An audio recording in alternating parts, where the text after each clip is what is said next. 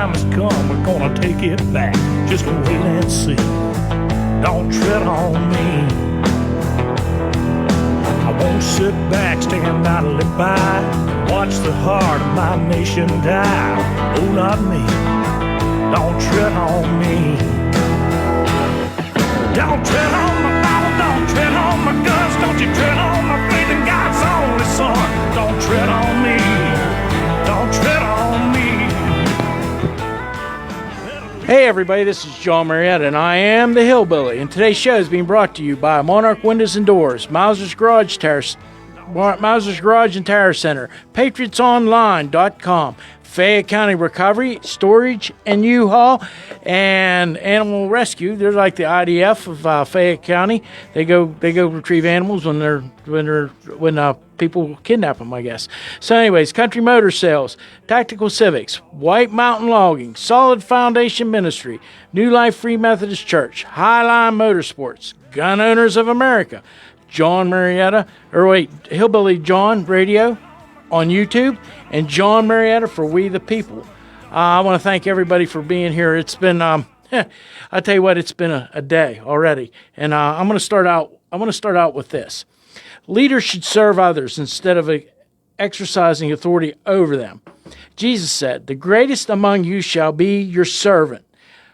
When whoever exalts himself will be humbled, and whoever humbles himself will be exalted." Jesus believed that leaders should be humble and enable those they lead to reach their potential. Of, by, and for the people is a literal definition of populism. It is the foundation of our constitutional republic. Let me say that one more time. It is the foundation of our constitutional republic. We, the people, rule. We don't elect leaders. We elect servants. Anyone who tells you they are running for an office to be our leader is asking for we, the people, to elect a tyrant. Servants answer to and obey the people they serve, or they should be fired. It's just that simple. They don't get it. They just don't get it. When our elected Fayette County commissioners don't believe they have to answer questions in meetings of we the people, they mistakenly think they're tyrants and they have to go. We was in a meeting the other day, and one of the county commissioners said, "This is for comment only. We don't have to answer your questions." So, anyways, that's where we're starting with that. I want to tell everybody about the Hillbilly Picnic. Anybody that wants to come, please show up. It's going to be at Franklin Township Park at Pavilion 1 on July the 6th. It's going to be from 2 to 7. Come eat a hot dog with the Hillbilly. We got so many things going on here, and I got a couple commercials we're going to do in the middle of the show. But I want to. Gina, I think, is with us today on phone. I am here, Jon. So I'm on a college tour right now. Sorry. Yeah, I don't know. I got way too much volume there. But anyways, and then I would like for you two to introduce yourselves. Go ahead. Okay, my name's Riley Lampy. Ryan Robinson. Okay, and they're here to bring attention to something that's happened in Georges Township. Who wants to start? Or where do you want to start at? I can start. Okay, so there is a public meeting tomorrow, Wednesday, June 26th. It starts promptly at 10 a.m. at the Fayette County Board of Zoning Planning Development building. This is 2 West Main Street. It's the building with the blue awnings. So we're meeting to discuss whether to allow a special exemption to allow the erection of an 88-acre industrial solar facility in a residential community. Okay, and I'm going to have to let you kind of go on your own because I don't know the questions I need to ask here. I know that, you're saying it's a residential it's among a residential community, and they have to have a rezoning so they can do this. It's not actually a rezoning. It's a special exemption. So okay. It will stay high-density residential. They want a special exemption to be considered a public works facility. Okay, so we're going to go from medium density, is that what you said? High density. High density residential to light industrial? Is that what? I mean, you're pretty close to light industrial. Is what you're talking about? Yes, sir. Okay. I mean, I think there's probably 88 acres somewhere in the county that's already zoned for this. Well, and it comes down to this is a huge opportunity for our commissioners, our zoning and planning board, to get out in front of this inevitable wave of solar that's going to hit our area. I'm gonna go back 150 years here for a second, and we had talked about it earlier. Our area was. First, they took the trees, and then the coal barons came in, they took the coal.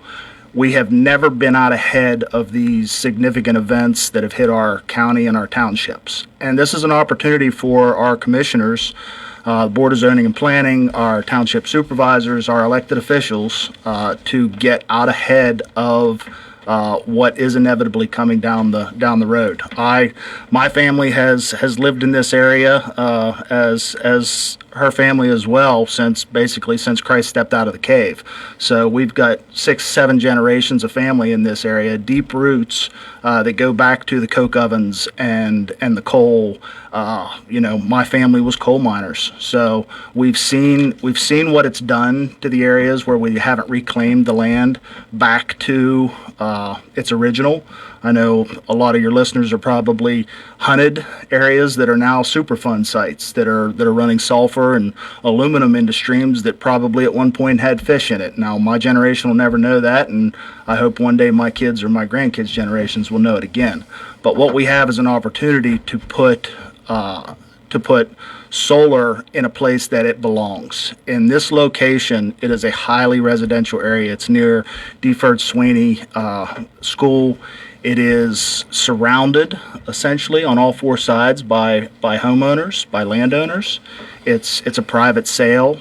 It's not a county-owned site, so this is a private individual selling the property to a solar developer. So we have, in order for that solar facility to function, the resource, the electric resource that's being produced needs to be attached to what is called the grid. Well, essentially. One of the things that most people don't know about me is that I actually went to college for this. Alternate.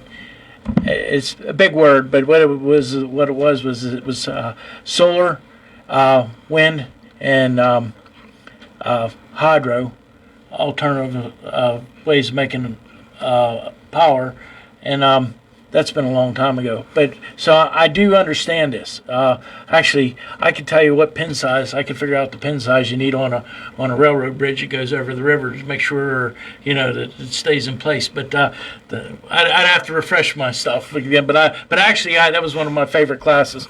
But anyways, it was an engineering class we took about them things. But at the time when I went to school, and this is something that I'm going to real brief on this, but the time I went to school, the problem was the power companies at that time didn't have to buy the power. So if you produced it, they had you had to do something with it. So you had to charge batteries, and I'm sure they're going to charge batteries at this place too. But anyways, because obviously the sun isn't up 24/7.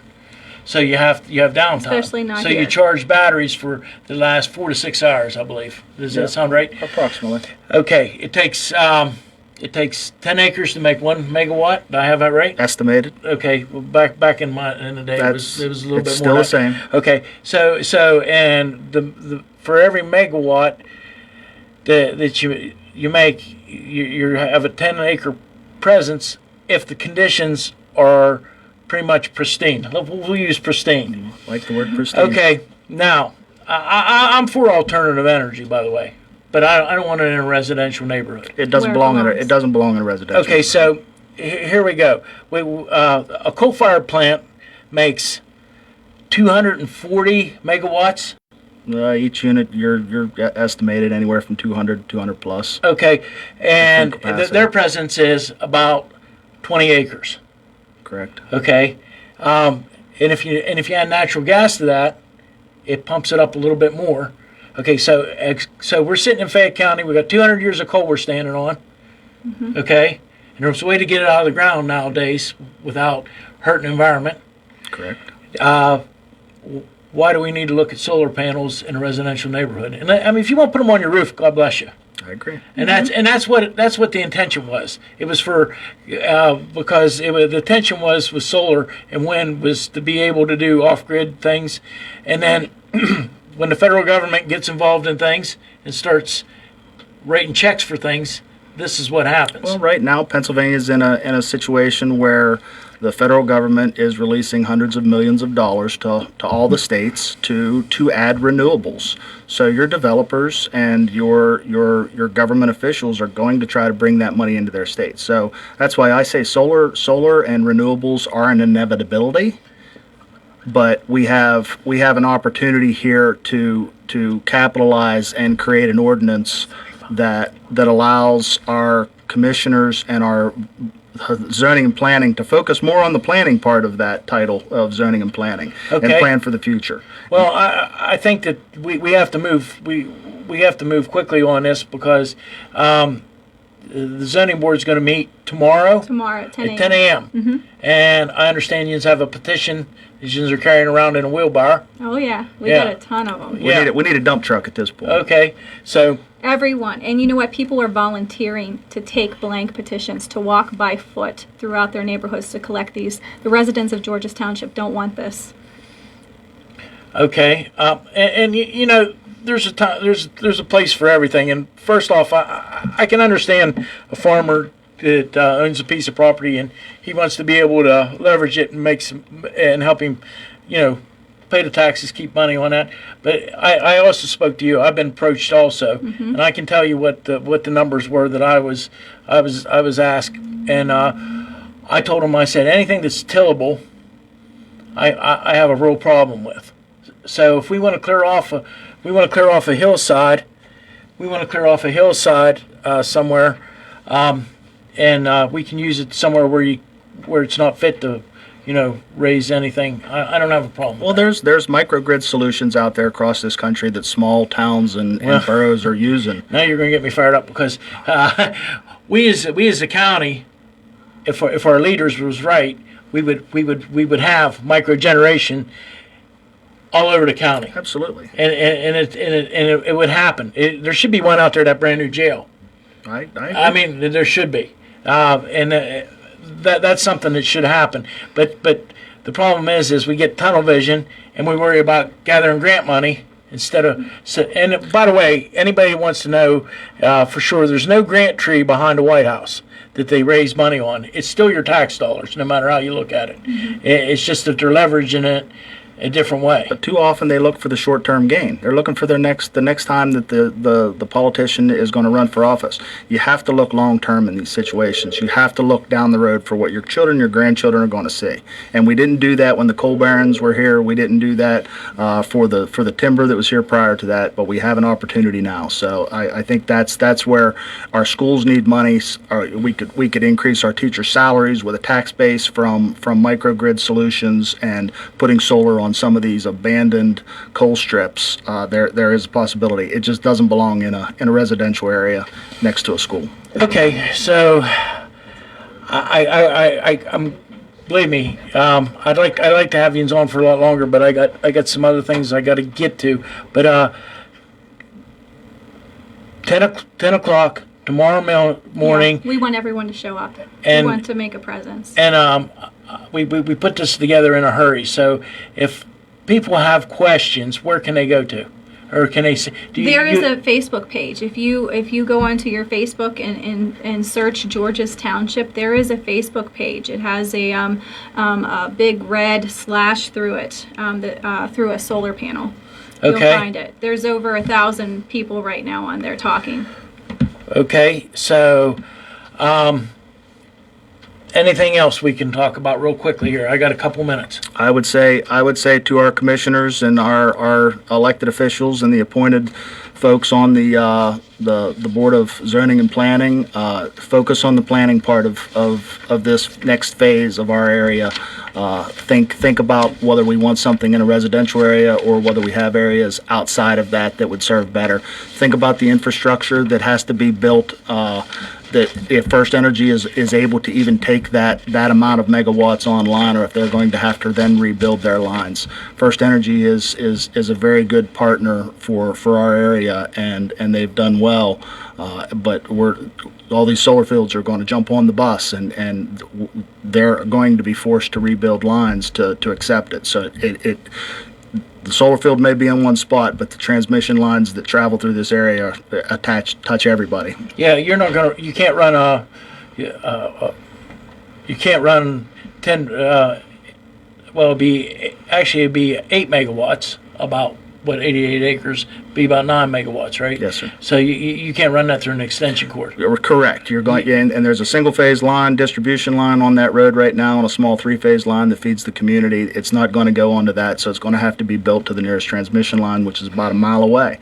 If that line can't support it, then First Energy would be forced then to rebuild that entire line, which crosses another. Would they be 30. forced to do it, or would they have to do it? The government will require them to take on, if that solar field was approved, they would be forced to take that solar onto their system. Okay. One more time. Tell us where they can look, where they can see you on Facebook or your website. Yeah, there's a Facebook page. You can do a search, Georges Township. You'll see a red bar. But show up tomorrow morning, Wednesday, June 26th. Be there promptly at 10 a.m. We're going to meet at the Fayette County Board of Zoning, Planning, and Development building. It has the big blue awnings in the front. It's 2 West Main Street. And we really want a presence to show our elected officials that the residents of Georges Township don't want this in near residential homes and near our schools. Okay. Well, we're gonna go to a commercial break, and we're gonna change guests around here, and I got somebody on the line, I think, holding with about some things. So I appreciate you coming in. We appreciate Thank you for the opportunity. Will you do a follow up with me? Yes. Absolutely. Okay, we can do a short talk follow up more. next Tuesday or something. Absolutely. I'm going to be out and about, but we'll see what we can do. Yes. Okay. Thank you. Thank you for coming in, and I wish you all the success in the world. I hope it works out for everyone. I agree. Not just one side, both sides. I agree. So, okay, we're going to commercial. Are you noticing your house getting a little drafty? Use your tax refund and call Monarch Windows and Doors. Family owned and operated with over 20 years experience, Monarch Windows and Doors can make your home warm again. Monarch Windows and Doors only use their own employees, no subcontractors. They are BBB accredited and offers military discounts. Call Monarch Windows and Doors and find out what they could do for you. 412-215-8116. That's 412-215-8116, or see Monarch Windows and Doors on Google or Facebook. You can go to Big Box Medical Office. Now serving number 3,943. Or, hi, come on in. How are you feeling? when you see doctors Paul Hartley and Mary Beth Riley, plus nurse practitioners Tara Bozek, Jessica Reckart, and Stacy Morris, you get one-on-one personal professional health care serving the area for over 3 decades. If you're looking for a primary care doctor, call Doctors Hartley and Riley at 724-437-1109 or online at ppcp.org. Or Serving number 3,944. Okay, and we're back. And Gina, you still with us? Hello? Okay, maybe she's not there. Leah, you on the line? I'm sorry, I am here, John. I Okay. just put it on mute because we were on a college tour with Nolan today because we were visiting. We're out of state, and he wanted to go visit the University of Georgia today, so that's where we're at. And it was sort of loud on the bus, so I didn't want to, That's okay. not. That's okay. But so the Georges Township, is that the one that says no solar panels? Is that the Yeah, one? that's the one. Okay, I'm going to post the link to the comments just Okay. so people know. Good enough. So so No. yeah. So how's everything going there? Good. We're going to get to Melanie now and Leah. Okay. Is Leah with us? Okay. I'm here, John. Okay. And And we have Brenden Statler with us also today. He's doing some IT work for me and trying to get some things up online. So, anyways, this all got thrown together really quickly. And Leah, what I want to start out with today is Melanie's been doing a ton of research over here. I don't know if I know you know that, but Melanie, you want to go ahead and let us know what we're doing? She's found like 1,500 people that don't live in a county that can vote in the county. That's right. I've been through the True the Vote organization. I am a volunteer, and I applied to register in Fayette County as someone to look at our voter rolls in an effort to try and clean them up and actually to help the county in that huge task. And in doing so, I am finding hundreds and over 1,000 discrepancies that just are unacceptable.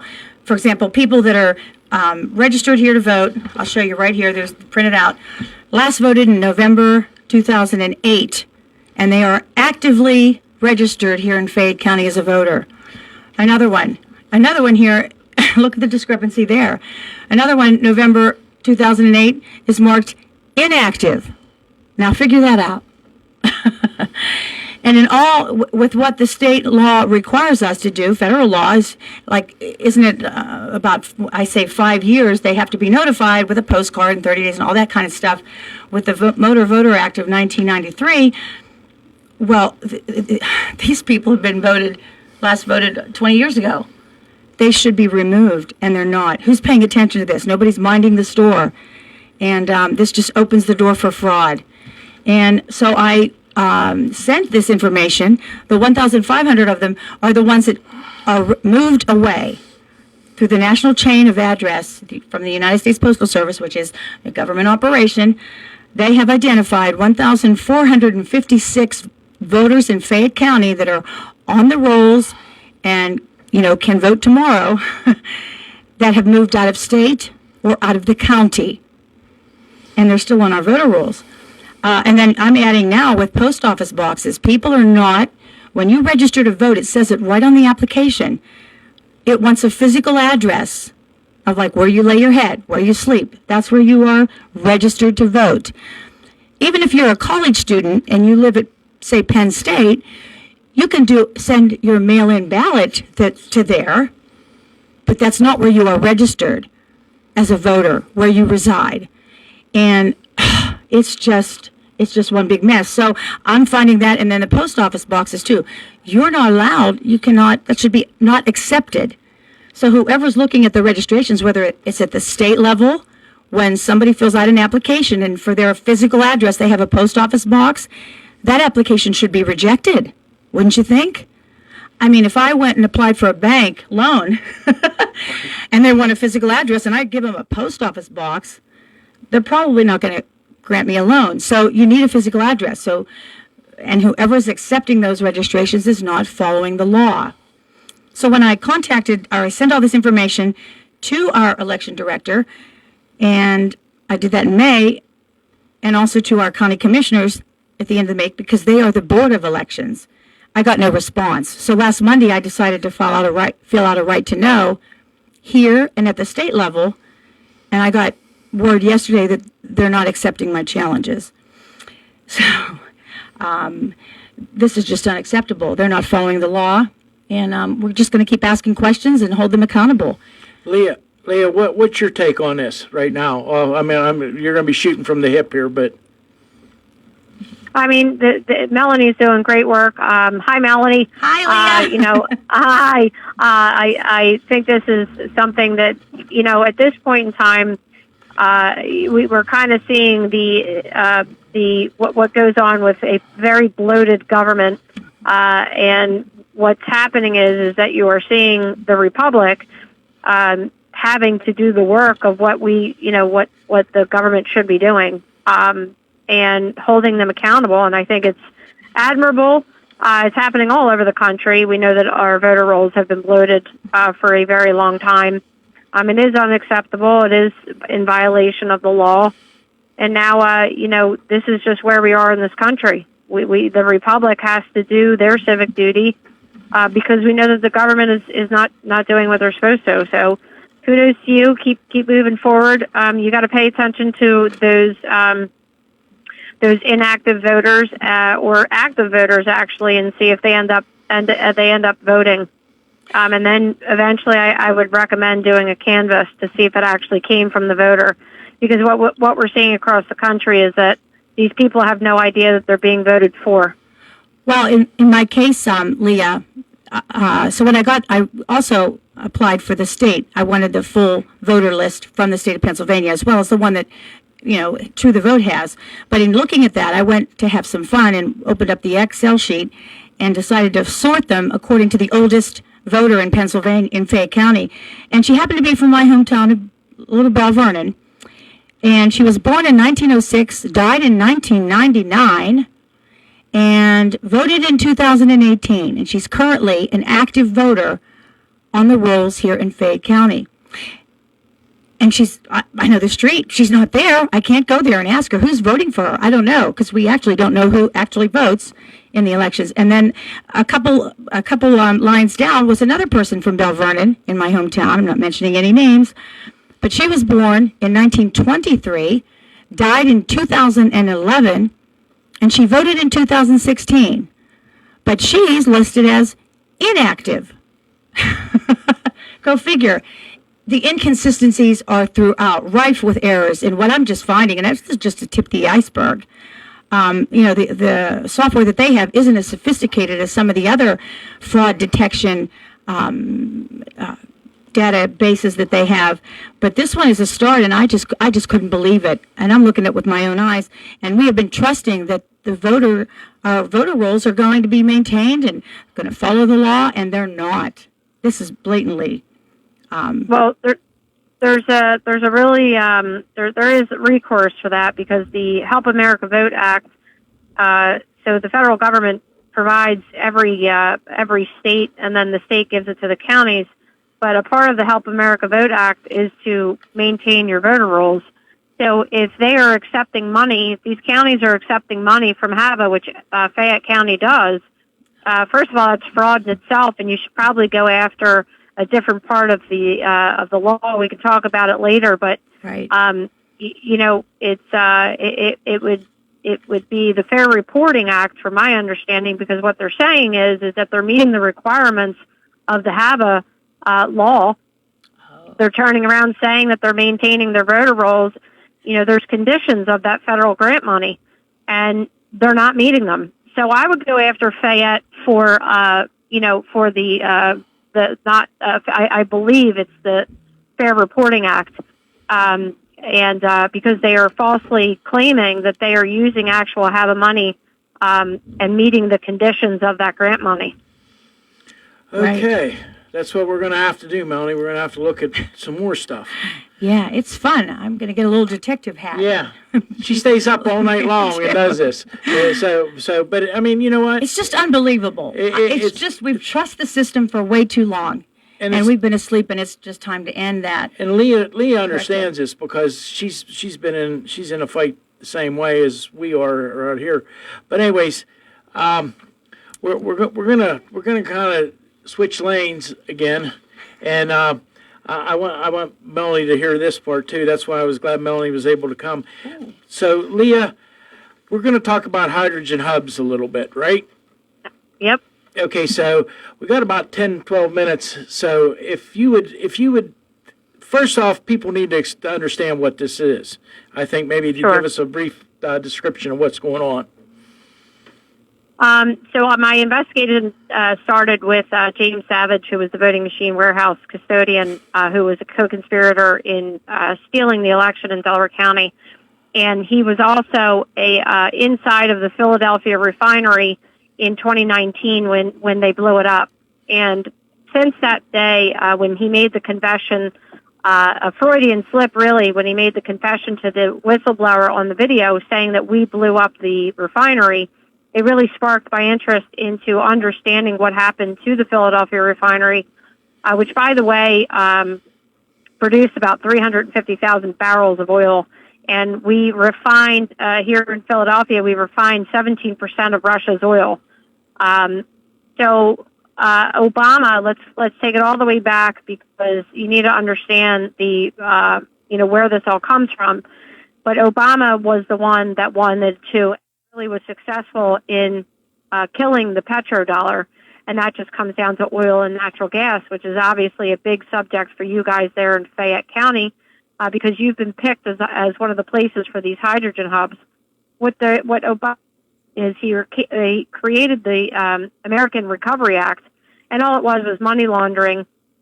And what he did was he created this whole program under the guise of helping everybody. But really what he was doing was ushering in Agenda 2030 and going after energy.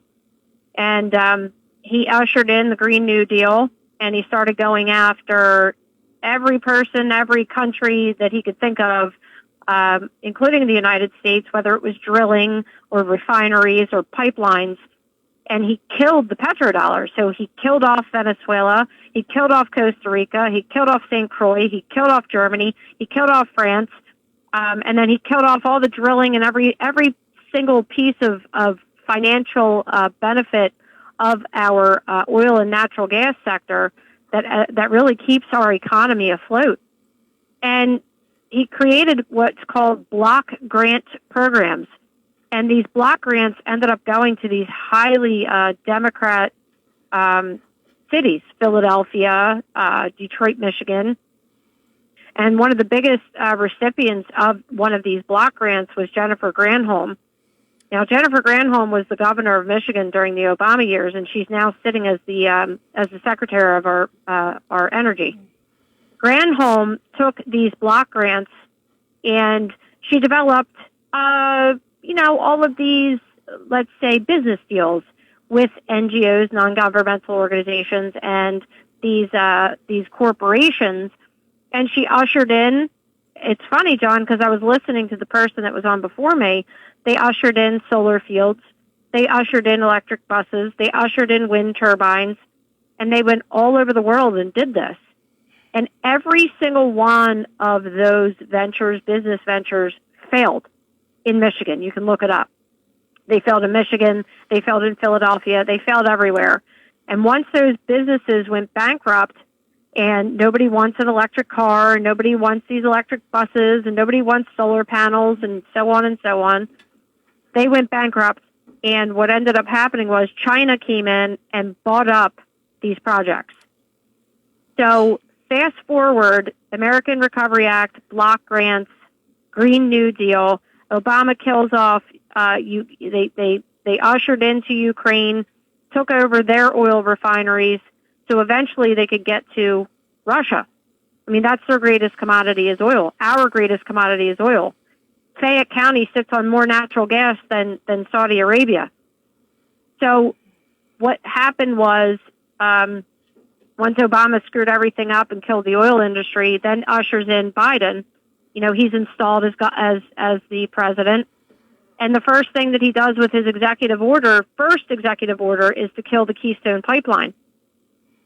So he's just the continuation, and then obviously we had COVID, which was a pandemic, which we know, which is a gain of function and a biochemical warfare to shut down the country so they can ultimately take over our energy sector and usher in this Green New Deal. And the people that stole the election are the same people that are involved in all of these Green New Deal, energy policies and so on and so on. And what's happening here in Pennsylvania is Shapiro is behind all of it. So Shapiro, he ran on this environmental social governance, Green New Deal, climate-friendly, everything. And what you're seeing is all of the old coal mining industries, all of the fracking, everything that Obama killed and shut down, what they're doing now is they are taking over these areas. And they are ushering in this hydrogen energy. It's going to fail just like Obama's plan failed, and they're doing it all under the Inflation Reduction Act, which is literally the same as the American Recovery Act, to a T. And what Shapiro is doing and what's being passed in our Senate and in our House in Pennsylvania is a Senate bill called 831. This is called a carbon capture bill. and then there is House Bill 2338. And what that does, the House Bill 2338, is that they're changing the administrative code, okay, for it's the Pennsylvania Energy Development Authority, another bureaucracy that's going to oversee this carbon capture, these hydrogen hubs. They're going to infiltrate Fayette. They're going to infiltrate Delaware County, where I'm from, with these hydrogen hubs. They're going to use up all of our natural gas, wherever the old coal mines were, wherever there was fracking, wherever there's a natural gas, however they can capture carbon, because they need to do that in order to generate hydrogen. So it takes 3 times the amount, okay, to generate this hydrogen from this carbon capture. So these bills are being pushed out, okay, in the Senate, in the House, so that they can take energy sector. I think I lost you. There's nothing. Can you hear me? Yeah, now I can. Go ahead. This is a transfer of wealth. And this is all just a continuation of Obama in killing the oil industry and the natural gas industry, which is completely, Fayette County, they're going to suck up your resources, spit you out, and leave you worse than you guys have ever been. Ever. Well, I'm telling you this. They are going to suck up every resource, take all of the money, and say that this is going to be a successful, venture, and that it's going to create jobs. They're going to come in. It's going to fail miserably, and it's going to have catastrophic consequences. The biggest thing that I have a problem with is they're going to use our natural gas here. They're going to use whatever oil that we're going to produce too here. They're probably going to use some of the coal somehow. We're not sure exactly how that works yet, but they're using your old coal. I'll tell you exactly how they're doing it. They're using your old coal mines and they're extracting the carbon from it, so they can. So they drill them and they drill into the old mines and then they pull what natural gas is being created by the old coal. And they are capturing the carbon. Okay. So it takes 3 times the amount of energy to capture this carbon from these old coal mines, from wherever they're doing the fracking, and that is where they are going to really just completely. It's going to overload our system, and it's going to fail miserably. It's going to fail. First of all, hydrogen energy is still not even fully researched. Hydrogen in itself is extremely volatile. Extremely volatile. Isn't that what was in Isn't that what was in the Hindenburg? That's it. Yeah. That's exactly what we're talking about. Do you think this is intentional? Do you think they're doing this? They know it's going to fail. Yes. Do you think they're doing it purposefully? Yes, I do. Yes, I do. They are trying to tank our economy so that they can usher in a global economy and a new world order system. 100%. So there's no hopes of Fayette County turning into Dubai then, right? No. Hydrogen is used in Japan. That's the only other place where it's being used at the moment. But there is still not a lot of research on it, and they don't know the long-term effects on top of what it's going to do to our grid while they're trying to capture this carbon. They have no idea. They have no idea what is going to transpire, how the infrastructure is going. So they're putting these hydrogen hubs in, but don't have the plan for the infrastructure to meet this new form of energy. Well, Leah, I know you've been researching this now for a year and a half. 2.5 years. I've been looking into the energy sector and how it relates back to James Savage, who was there at the refinery when they blew it up. Because now the Philadelphia refinery was completely bulldozed over, and 60 days after the refinery blew up, Philadelphia and every other Marxist communist came up with some BS report and said that, the Philadelphia refinery was no good for Philadelphia because it was polluting and it was bad for the climate. I mean, they had already created this report and threw it out there. The Chemical Safety Board, they did a report that was still pending when the Philadelphia refinery was bought by a global company called Hilco Global. They came in, bulldozed the place. It was literally the crime scene. Bulldozed over it, bought it. Hilco and Trudeau, they bulldozed over the area, and now it's basically, in a nutshell, it's almost like a 15-minute city that they're going to put there. And guess what they are going? They promise to use the hydrogen energy so they can heat and cool this entire area at the new hub. Well, I think the biggest thing that I seen happen that I feel was wrong, and I know there's problems with coal fire plants, and I do. I understand. There's dirt, but and people like the Masontown people, they've had to right here in Fayette County. People from Masontown had to live with it all their most of their lives, and but. If you mix coal and natural gas, it comes out. It cleans things up, and we have an abundance here. So why would we use 3 times as much energy to produce one? That just doesn't make sense. I mean, so we need to move forward with. We need to think about what we're doing here, and then there's other things involved in this too, because there's going to be waste products generated from all this. Well, they also can't tell you the safety of the, they're saying that they're getting away from the oil and the gas fires and all this other stuff, but they cannot tell you a single thing about the ramifications of hydrogen. This is true. It's nowhere. It is literally, what they do is they retrofit everything. So they'll plop this hydrogen hub down and sell everybody a whole bunch of BS that it's going to save the planet, but not even providing facts or any kind of research, long-term research, of what the ramifications are of not only using up 3 times the amount of energy, to extract this the carbon and to generate this hydrogen, but okay, well, what happens if you have a fail, a fail inside of these hydrogen hubs? What is the It would. I mean, we to me, it's like a sitting hydrogen bomb. This is true. Hey, Leah, I want to thank you for coming on. We're going to get you on. We're going to do We're going to do updates from time to time about this.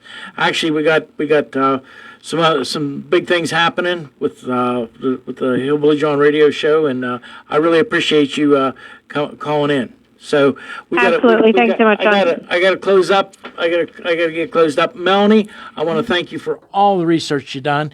Brenden, for coming in today, and I guess you're going to be kind of becoming a part of this whole situation. I guess so, yeah. So we got between you and Dana, and we're going to make this happen. So I got 30 seconds left.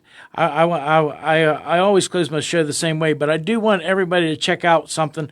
There's going to be a vending show up at and I'll get that up on my Facebook. So check out my Facebook page, and I appreciate that. On this road called life, you have to take the good with the bad. Smile when you're sad, love what you got, and remember what you had. Always forgive, but never forget. People change. Things go wrong. Just remember, the ride goes on. God bless each and every one of you.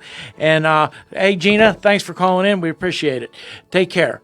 This is Jon Marietta. I am the Hillbilly. Angela.